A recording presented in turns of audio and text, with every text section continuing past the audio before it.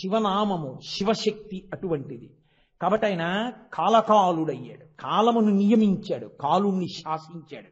కాబట్టి మహాకాలః కాలకాలః అటువంటి వాడు దుర్ధర్ష. ఆయన ప్రతిజ్ఞకి ఆయన పరాక్రమానికి ఎదురు లేదు. శివుడే నిగ్రహించాలనుకున్నాడు అనుకోండి, వాణ్ణి గట్టెక్కించగలిగినటువంటి వాడు ఇక లోకంలో ఉండడు. అందుకే ఆయనకి దుర్ధర్ష, ఆయన పరాక్రమము ఇంత అంత అని చెప్పడానికి అలివి లేదు.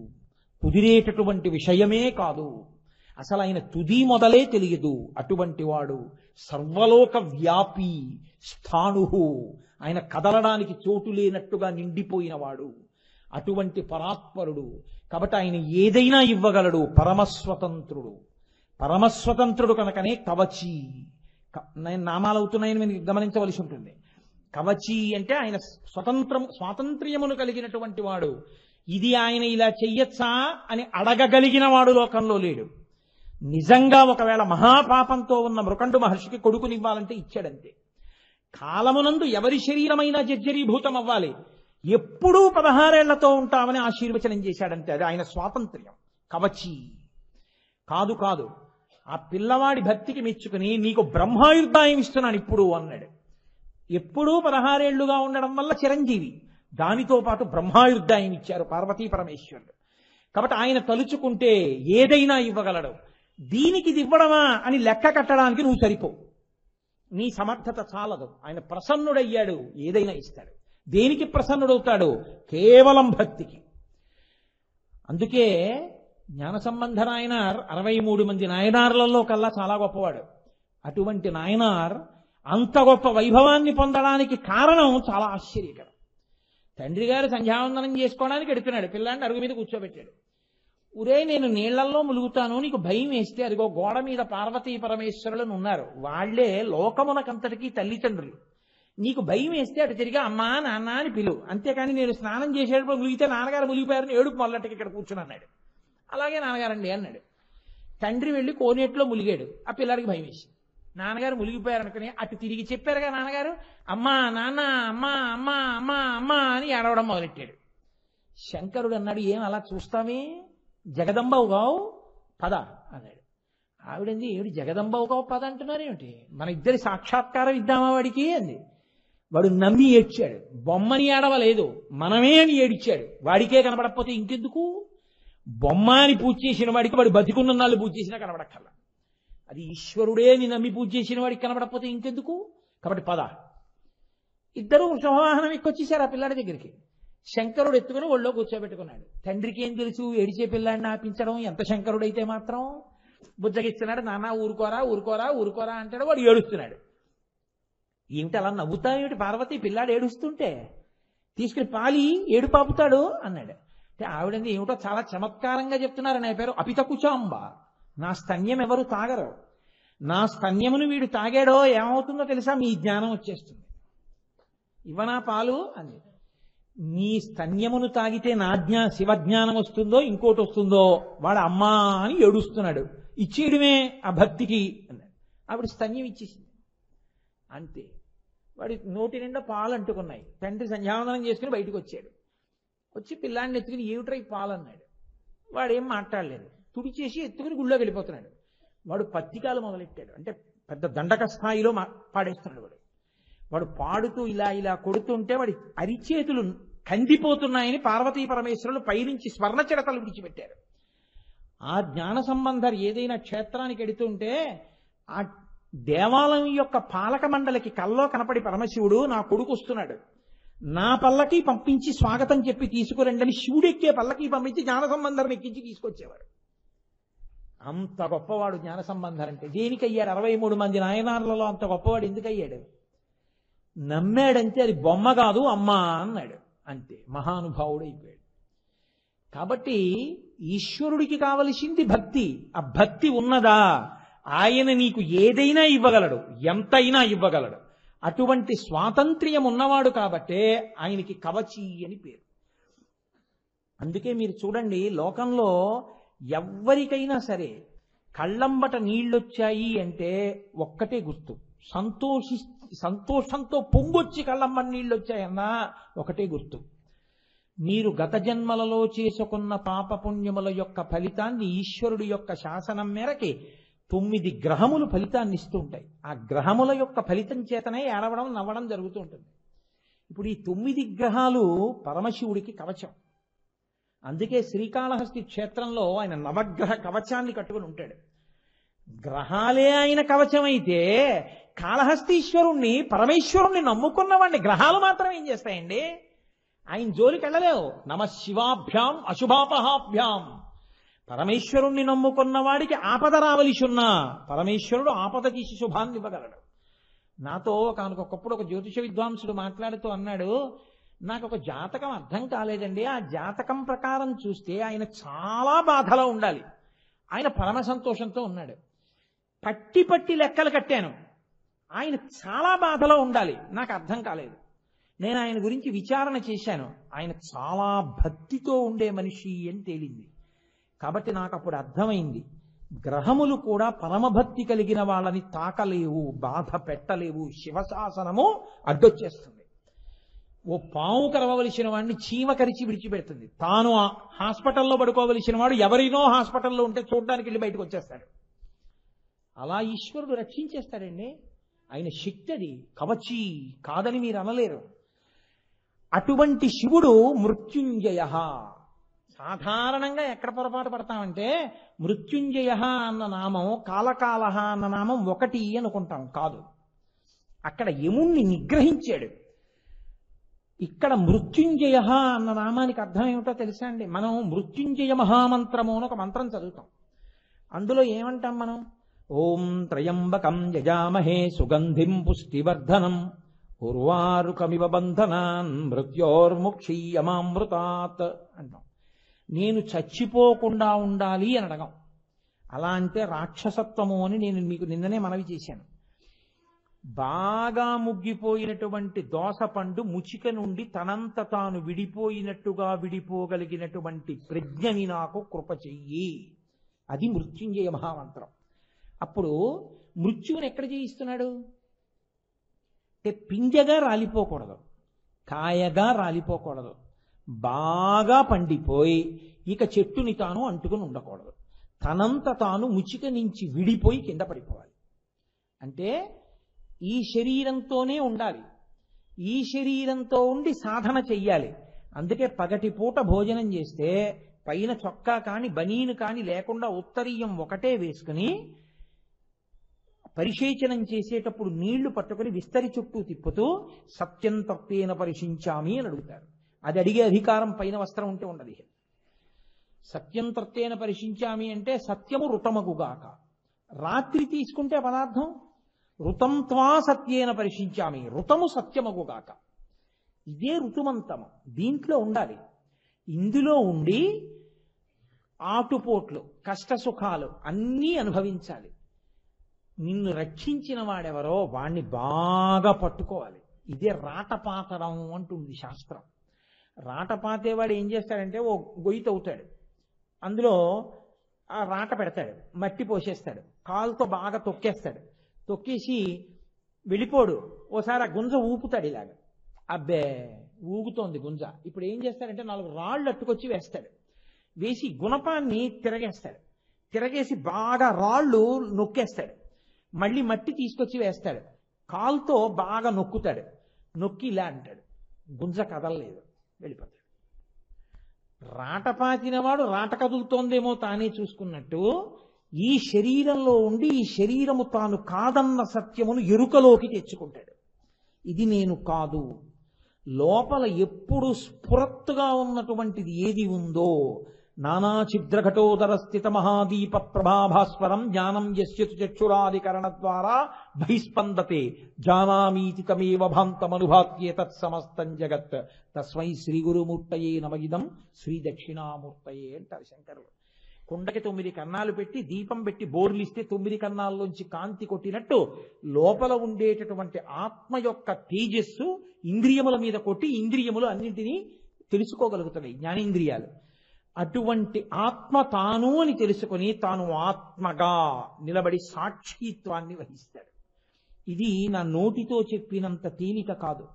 అది అద్వైతానుభూతిగా నిలబడగలిగిన మహాపురుషులకు అందుతుంది. భగవాన్ రమణులు మేడ మీద పడుకున్నారు, ఇంట్లో ఎవరు లేరు, ఎక్కడికో వెళ్ళారు. అకస్మాత్తుగా ఆయనకి మృత్యు వచ్చింది అనిపించింది. శరీరం అంతా చల్లబడిపోయింది, చెమట్లు పట్టేసాయి, గుండె యొక్క స్పందన ఆగిపోతోంది. ఆయనకి లోపల నుండి తాను ఆ శరీరము నుంచి బయటపడిపోతున్నట్టు అనిపించింది. ఆయన అనుకున్నారు, ఇప్పుడు కాకపోతే ఎప్పుడో అప్పుడు ఇలా వెళ్ళిపోతుంది, చచ్చిపోవడం అన్నది జరుగుతోంది, నేను చచ్చిపోతున్నాను అన్నమాట. కానీ నేను తొందరపడి కంగారు పడి అరిస్తే మాత్రం చచ్చిపోనేమిటి, అసలు తమాషా ఏమిటో చూద్దాం, చచ్చిపోయిన తర్వాత ఏమవుతుందో గమనిద్దాం అని ఆ ఆలోచన రాగానే అకస్మాత్తుగా ఆయనలో ఏమైందో తెలుసా అండి, కొన్ని కోట్ల జన్మల తపఫలితం తాను సాక్షి అయ్యాడు. ఏది శరీరంలోంచి బయటికి వెళ్ళిపోతోంది, శరీరం ఏమవుతోంది తెలుసుకుంటున్నటువంటి ఆత్మగాతాన్ని నిలబడ్డారు. తాను దాంట్లోంచి బయటికి వచ్చి, నేను మిమ్మల్ని చూసినట్టు మీరు తనని చూసినట్టు రమణులు తన శరీరాన్ని తాను చూసుకున్నారు. ఓ, ఇది ప్రేతమైపోయింది, కాసేపట్లో వచ్చి దీన్ని కట్టేసి తీసుకెళ్లి కాల్చేస్తారు. అంటే ఇది పడిపోయినా నేను పడిపోనన్నమాట, అసలు నేనన్నమాట. ఇది తెలుసుకోనంత కాలం పునర్జన్మ, ఇది తెలుసుకోబడితే ఇక పునర్జన్మ లేదు, మోక్షం బంధనం నుంచి విడిపోయాడు, ఇదనమాట అనుకున్నారు. అంతే, మళ్ళీ ప్రవేశించారు అందులో. మన్ను ఉద్ధరించడానికి వచ్చారు మహానుభావుడు, అంతే తిరువణ్ణామలైలోకి వచ్చారు. ఇక ఆ తర్వాత ఆ శరీరానికి బాధ అని మీరు అనుకోవాలి, నేను అనుకోవాలి, ఆయనకేం లేదు. ఒకానొకప్పుడు తిరువణ్ణామలైలో ఎంతంత దోమలు బయలుదేరాయంటే అవి దోమలు అనడానికి ఏమీ ఆస్కారం లేదు, ఓ చిన్న చిన్న పావురాయిలు అంతంత దోమలు బయలుదేరాయి. చీకటి పడితే భయపడిపోయేవారు. తిరువణ్ణామలై అంతా వదిలేసి అందరూ వెంకటాచలం వెళ్ళిపోయారు. వెళ్ళిపోయే ముందు రమణుల దగ్గరికి వచ్చి అన్నారు, అయ్యా దోమలు చాలా భయంకరంగా ఉన్నాయి, మేమందరం కూడా వెళ్ళిపోతున్నాం, మనం వెంకటాచలం వెళ్ళిపోదామన్నారు. అన్నారు. ఆయన ఎక్కువ మాట్లాడేవారు కాదు, తన స్థితికి భంగం. సాయంకాలం అవుతుండగా వచ్చి, మీరు ఇంకా అలాగే ఉన్నారేం, పదండి పెడదాం అన్నారు. ఆయన అన్నారు, ఎక్కడికి, వెంకటాచలం వెళ్ళిపోదాం అన్నారు. ఎందుకు అంటే దోమలు వస్తున్నాయి, దోమలు వస్తే ఏం చేస్తాయి, దీన్ని కరుస్తున్నాయి కదా, దాన్ని కరిస్తే నాకేమవుతుంది, నన్ను కరవుగా, నేను లోపల ఉన్నవాడినిగా. ఆ నేనుని కరవదు, కొరకదు, కాల్చబడదు, తడవదు, దాన్ని ఎవ్వరూ ఏం చేయలేరు. దీన్ని కరిస్తే చూస్తాను దీన్ని ఎలా కరుస్తోందో, అంత సాక్షిత్వానికి వెళ్ళారు. అది రమ్మంటే వచ్చేది కాదు, ఈశ్వరానుగ్రహము కలిగితే ఆ స్థితిని చేరిపోతాడు. అటువంటి భగవాన్ రమణులు అరుణాచలం కొండ మీద తిరుగుతుంటే ఓ తేనె పట్టుకి కాలు తగిలింది. ఆయన అనుకున్నారు, నేననరు ఆయన ఎప్పుడు, మనమైతే ఇది చూపించి నేనంటాం, ఆయన అన్నారు, ఓ ఇది దాని గూడుపాడు చేసింది కాబట్టి ఇది శిక్ష అనుభవించద్దు అని ఆ కాలు అలా వదిలిపెట్టారు. ఆ తేనెటీగలన్నీ వచ్చి ఆ కాలు కరిచేసి, అవి కరిచినంతసేపు నించున్నారు, కరిచేసి వెళ్ళిపోయాయి. ఇంతలావున వాచిపోయింది, కాలు ఈడుచుకుంటూ కిందకి దిగారు. ఆయన దగ్గరే ఉండేవాడు పళనిస్వామిని. ఆయన చూసి ఏడి చేసి అన్నాడు, అయ్యో అయ్యో అయ్యో అయ్యో ఏమిటి భగవన్న కాలు ఏమిటి అలాగా అన్నాడు. అబ్బే, ఇది ఒక తేనె పట్టుని కొట్టింది, మరి ఇది దాని ఇంటి జోలికెడితే ఊరుకుంటాయా, అవి దీన్ని కరిచి, మరి ఎవరు తప్పు చేశారో వాళ్ళు శిక్ష అనుభవించాలిగా, అందుకని దీన్ని కరుస్తుంటే నేను చూస్తున్నాను.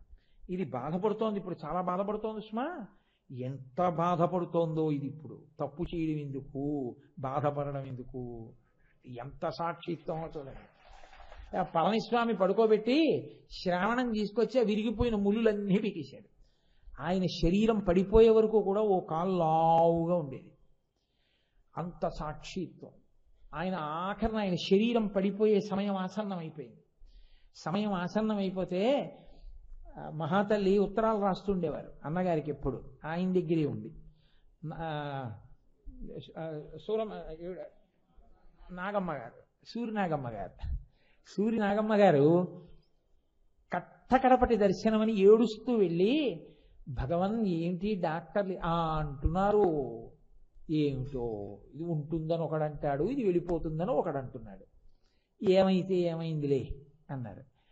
ఆఖరణ డాక్టర్లు ఆక్సిజన్ సిలిండర్ తీసుకొస్తున్నారు, ఆయన వద్దు, అమ్మయ్యా గుడారము నుండి ఏనుగు బయటికి వెళ్ళినట్టు అని కొన్ని వేల మంది కాదు లక్షల మంది చూస్తుండగా అసుర సంధ్య వేళ దాటిన తర్వాత ఆయన శరీరంలోంచి ఒక జ్యోతి బయటికి వచ్చి ఆశ్రమ ప్రాంగణం కొండ అంతా తిరిగి అరుణాచల శిఖరంలో కలిసిపోయి.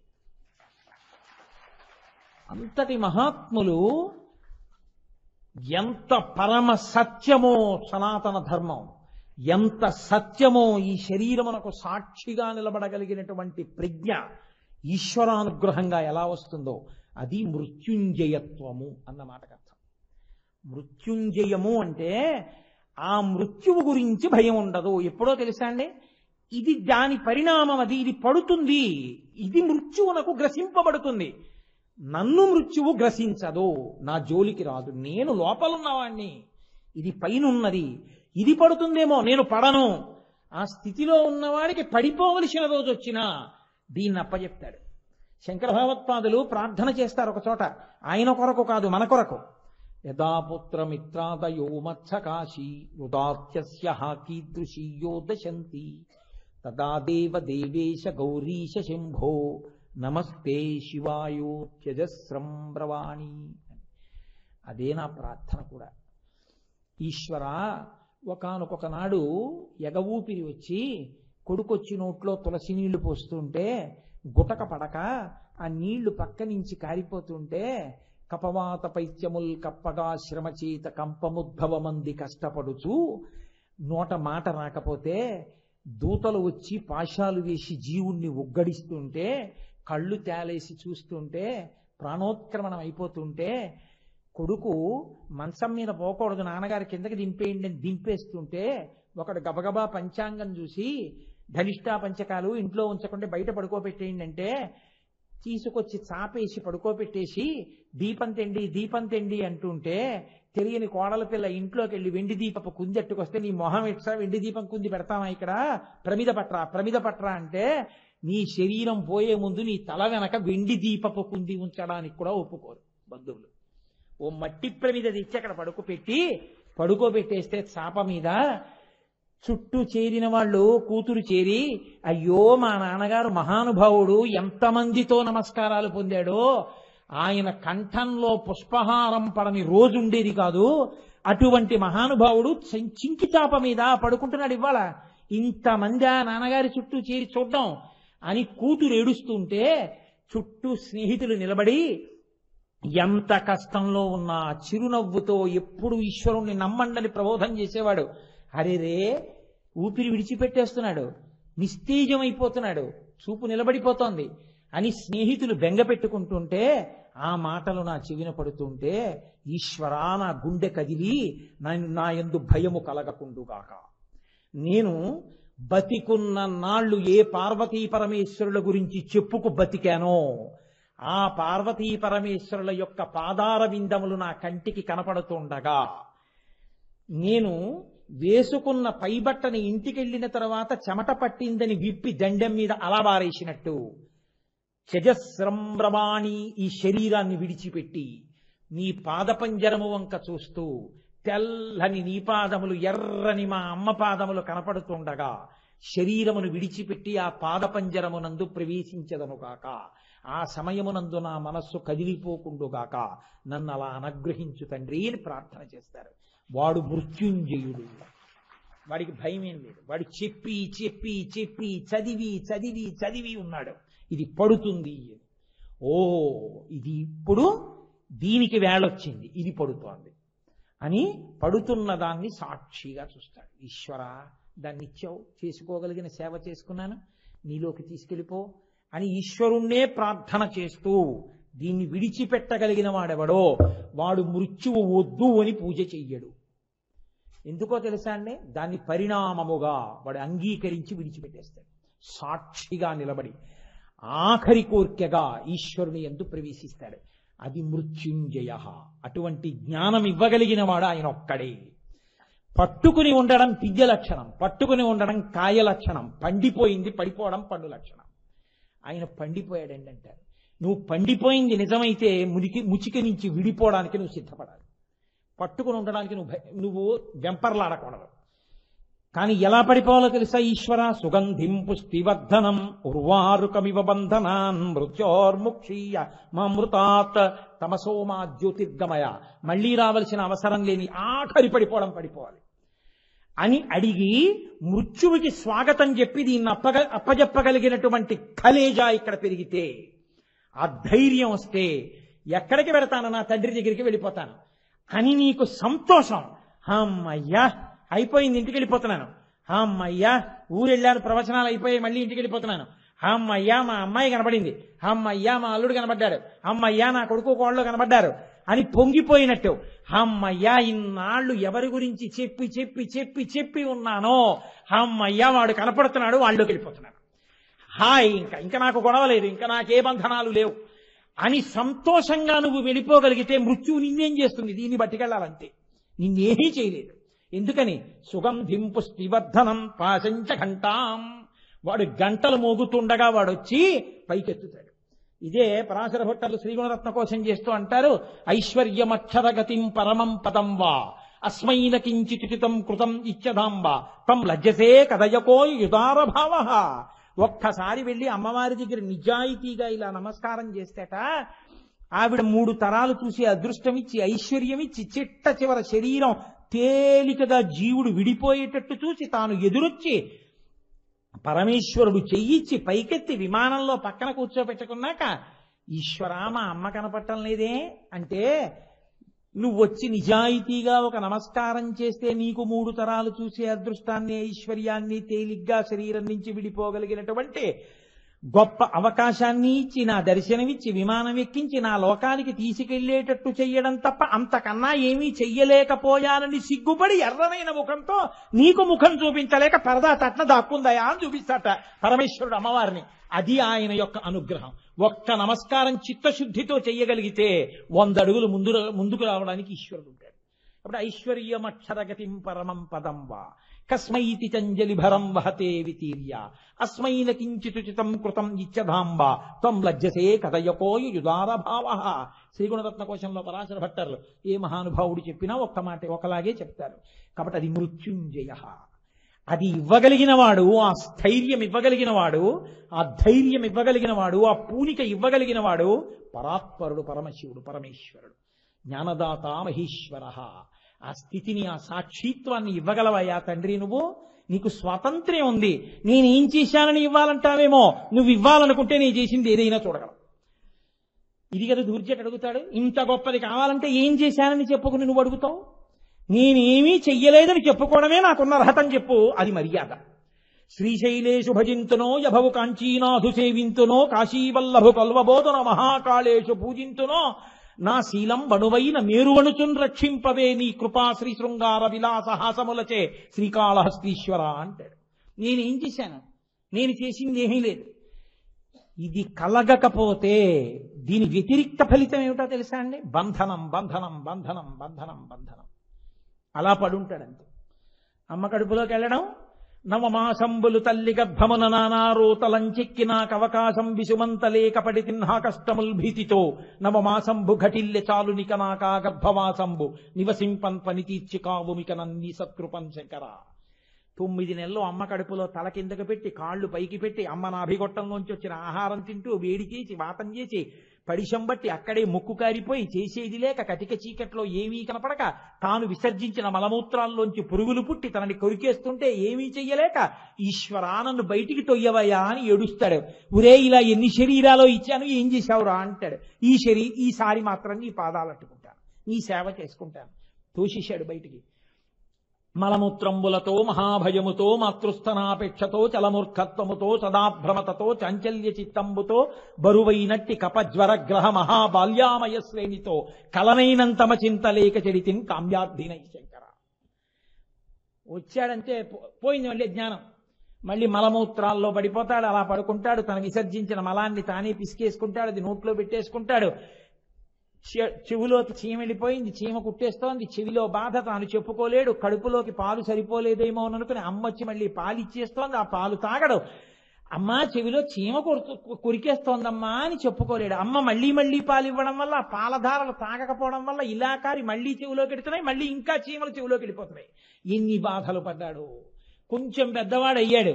బాలక్రీడలు తొల్పుతున్ బడులలో పాఠంబు వల్లించుతున్ బాలోద్యానక బోధనాది విధమున్ బాగొప్ప నాలించుతున్ లీలానాటక సూత్రకేల పఠనా వీనుండనై బుక్చితిన్ బాలప్రాయము నిధు చింత నిరుగన్ ప్రారబ్ధమా శంకర. మళ్ళీ బాల్యం వచ్చింది, పాఠశాలకు వెళ్ళాడు, పాఠాలు విన్నాడు, పిల్లలతో కలిశాడు, ఆడుకున్నాడు, పాటలన్నాడు, ఆటలన్నాడు, నాట్యాలన్నాడు, బాల్యం అయిపోయింది. బాలస్తావ క్రీడాసక్త తరుణస్తావ తరుణీసక్త వృద్ధస్తావ చింతాసక్త పరసే బ్రహ్మణి కోపిన సక్త అన్నారు శంకర భగవత్పాదులు. నీకు పాపం ఖాళీ ఎక్కడలే, బాల్యం ఆటలు, యవ్వనం ఆడపిచ్చి, వృద్ధాప్యం చింత, పాపం నీకు సమయం ఎక్కడుంది ఈశ్వరుడు గురించి ఆలోచించడానికి అన్నారు ఆయన. అలా యవ్వనం వస్తుంది. యవ్వనం అంకురించగనే మరి అన్యుల నెట్టులను ఆశ్రయించుటో జీవికి విత్తమే భువిని జీవనమంచు అదెట్లు కూర్చుటో పరమ పావనమూర్తులటంచు పరిపాలకులను నుతియించుటెట్టులో ఎయ్యది ఏది దారి అని ఎంచుతూ పుచ్చితి నయ్య శంకర. 4 రాళ్ళు వెనకేసుకోవాలి కదండి, పిల్లల పెళ్లిళ్ళు చేయాలి కదండి, వాళ్ళకి ఆసరా ఏర్పాటు చేయాలి కదండి, అంటూ ఉండడం, తిరుగుతూ ఉండడం, డబ్బు తీసుకొస్తూ ఉండడం, తేనె పురుగు తీసుకొచ్చి ఆ తేనె పట్టులో తేనె దాచినట్టు బతికున్నంత కాలం తేవడం. ఆఖరికి ఎవడో పొగ పెడతాడు, తేనెటీగలు అడిపోతాయి, వాడు పిండుకు తాగుతాడు. ఆఖరికి లక్షాధికారైన లవణమన్నమే కాని మెరుగు బంగారంబు మింగబోడు విత్తమర్జన చేసి విర్రవీగుటె కాని కూడబెట్టిన సొమ్ము కుడువలేడు పొందుగా మరుగైన భూమి లోపల పెట్టి దానధర్మము లేక దాచి దాచి తుదకు దొంగలకిత్తు రోజుల కవును తేనె జుంటీగలియ్యవా తిరువరులకు భూషణ వికాస శ్రీధర్మ పురనివాస దుష్ట సంహార నరసింహ దురిత దూర అంటాడు. యవ్వనం అలా పోయింది. పోని వార్ధక్యం వచ్చాక ఏమైనా చింతిస్తాడా? వార్ధక్యంబున మోహమూర్ఖతలచే వాతాది రోగాలచే వ్యర్థంబై చెడు వాక్ప్రవాహములచే వాత్సల్య చిత్తంబుచే అర్ధధ్యానముచే మహాభ్రమసతే హాస్య ప్రసంగాలచే స్వార్థంబే పరమార్థమై చెడుదురి స్వార్థ ప్రజల్ శంకర. వార్ధక్యంబున మోహమూర్ఖతలచే, పసిపిల్లాడికున్నంత మూర్ఖత్వం. వద్దు నాన్నగారండి అంటే వినడం, చెప్పలేదని కోపం. వాతాది రోగాలచే, రకరకాలైన రోగాలు, దోసకాయ పప్పు తింటాడు ఒళ్ళంతా నొప్పులు, వాతాది రోగాలచే. పోని ఊరుకుంటాడా అలా అని? వ్యర్థ ప్రసంగాలచే, నేను రా 1973లో అని మొదలెడతాడు, ఎప్పుడు ఆపేస్తాడా అని కొడుకు చూస్తాడు. నాన్నగారండి ఇప్పుడే ఫోన్ వస్తోందని వెళ్ళిపోతాడు. తను చెప్పకుండా ఉండడు, కనబడ్డ వాళ్ళందరితో మాట్లాడుకుంటాడు. హాస్య ప్రసంగాలచే, తాతగారండి మీకు పిల్లని చూస్తానంటే నోర్మొయ్యి, నాకు పిల్లనేమిట్రా అంట, నాకు పిల్లనిచ్చేవాడు ఎవడరా అంటాడు. హాస్య ప్రసంగాలచే ఇంకా అర్ధధ్యానముచే, ఎక్కడో పార్కుకి వెళ్ళి 10 మంది కూర్చుని ఇంకా ఇంట్రెస్ట్ 0.5% సీనియర్ సిటిజన్కి ఎక్కడొస్తోందని మాట్లాడుతుంటాడు. ఏ గుళ్ళోనూ కూర్చోడు. కాబట్టి అర్ధధ్యానముచే మహాభయముచే హాస్య ప్రసంగాలచే స్వార్థంబే పరమార్థమై చెడుదురి స్వార్థ ప్రజల్ శంకర. చక్రవర్తులు వానప్రస్థానికి వెళ్ళారు. నీకేవిడి బాధ, కొడుక్కి తాళాలు ఇచ్చేసి హాయిగా ఏదో పెట్టింది తిని కూర్చుని రామరామ అనుకోక. ఒకప్పుడు ఉంటేగా అలవాటు, ఇప్పుడు అనుకోవడానికి ఎక్కడి నుంచి వస్తుంది మనసుకి కొత్తగా? అయిపోయింది, వెళ్ళిపోవలసిన సమయం వచ్చేస్తుందిగా. కాయము వీడి జీవుడతి కంపిత చిత్తత నేగుచుండవో నాయన ఎంతు ఎచ్చు నిజనందన నందినులైన గాని కందోగిని భస్మములు తొలుత దుఃఖమహంబులు చొచ్చు పత్నియం కాయము వీడి రారు కదా చేసిన కర్మము పుణ్యము తప్ప శంకర. ఆఖరికి ఓ రోజు వచ్చేస్తుంది, ఇందులోంచి బయటకు వచ్చి వెళ్ళిపోతుంది. ఆ ప్రాణం వెళ్ళిపోయే ముందు అక్కడే నుంచి ఏడుస్తుంది పెళ్ళం, కళ్ళమ్మ నీళ్లు పెట్టుకుని. ఆవిడ వస్తుందా? కింవానేన ధనేన వాదిగరిభిప్రాప్తేన రాజ్యేన కిం కింవా పుత్ర కళత్ర మిత్ర పశుభిర్దేహేన గేహేన కిం జ్ఞాతైత క్షణభంగురం తపతిరో త్యాజ్యం మనోదూరత స్వాత్మార్థం గురువాక్యతో భజ భజ శ్రీపార్వతీ వల్లభం అంటారు శంకర భగవత్పాదులు. నువ్వు కొనుక్కున్నావు అనుకున్న కారు శ్మశానం వరకు చాపా పట్టుకొస్తుంది, కర్రలు పట్టుకొస్తుంది, దానికి ఏం భయం, దానికి ఏం బాధ వేయదు, అందులోంచి నీళ్లు గారం. నీ కడుపున పుట్టారనుకున్న వాళ్ళు చితి వెలిగించే వరకు, భార్య గుమ్మం వరకు, నీవనుకున్న శరీరం బూది కుప్ప. కాలు తగిలితే నాన్నగారండి క్షమించండి అన్న కొడుకు అస్థి సంచయనం చేసి 4 ఎముకలు తీసి నాన్నగారి ఎముకలే అయినా ఇంటికి కూడా పట్టుకెళ్ళాడు. పిడతలో కట్టి, గుడ్డ కట్టి, మూట కట్టి, పేరు రాసి లాకర్లో పెడతాడు శ్మశానంలో. తర్వాత ఎప్పుడో కాశీ వెళ్ళి గంగలో కలిపేద్దామని. నీ ఒంట్లో ఎముక నీ ఇంటికి పట్టుకెళ్ళరు. ఇలా చూపించి అహంకరించావు, నా అంత వాణ్ణి నేనన్నావు, అతిశయానికి పోయావు, ఏదొచ్చింది?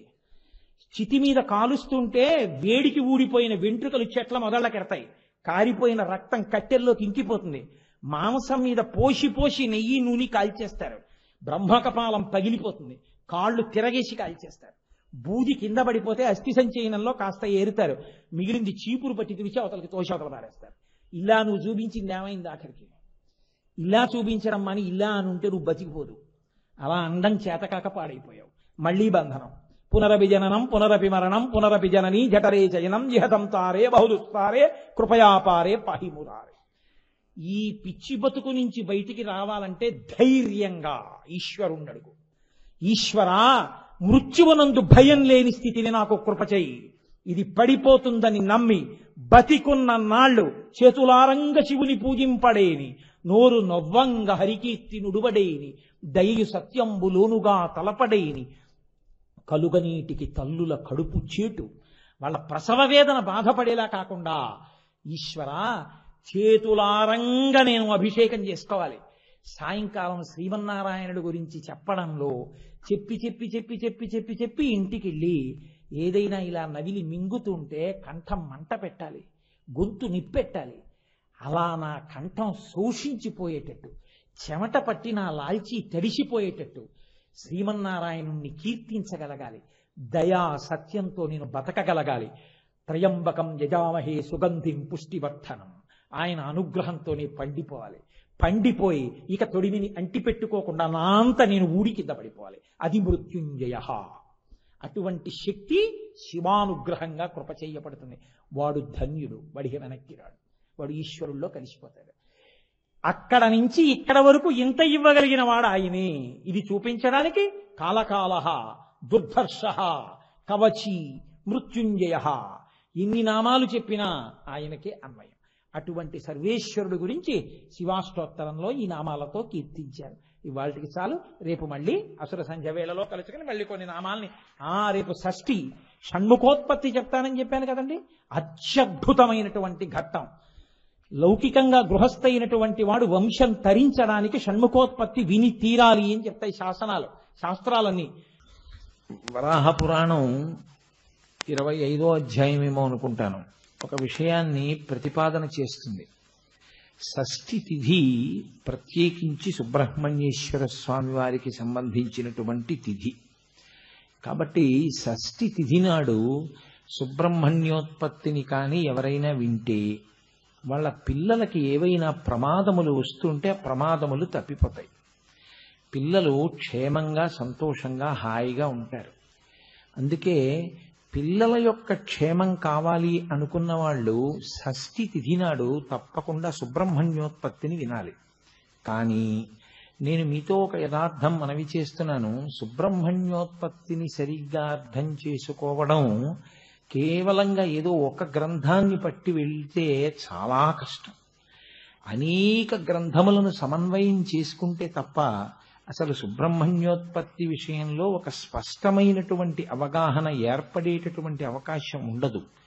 ఎందుకు అలా ఉంటుంది అంటే, మీకు ఎప్పుడైనా చాలా విశేషమైనటువంటి ఫలితాన్ని ఇవ్వాలనుకోండి, మీరు విశ్వాసంతో నిలబడగలిగిన శక్తి కూడా ఉండాలి.